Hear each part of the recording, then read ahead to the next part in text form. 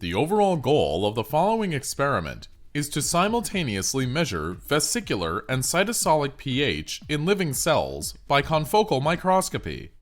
This is achieved by first incubating the cells with the pH sensing probes HPTS and SNARF1, which label the endosomal and lysosomal compartments and the cytosol, respectively. Next, the cells are placed in an environmentally controlled chamber under a confocal microscope, and the software is set to measure the fluorescence of the probes. In the chamber, the cells are incubated with different pH-calibrated solutions. A pH standard curve is constructed using a nonlinear regression. Exponential equations are determined for both probes and are subsequently used to convert fluorescence intensities of samples into pH values.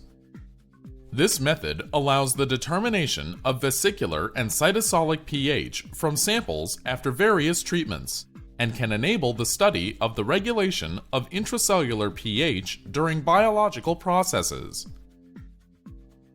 The main advantage of this technique over existing methods for intracellular pH measurement is that our method enables the measurement of intracellular pH dynamics in living cells while eliminating artifacts and background noise during imaging. Demonstrating the procedure will be Fabrice Lucien, the PhD student who has developed this method.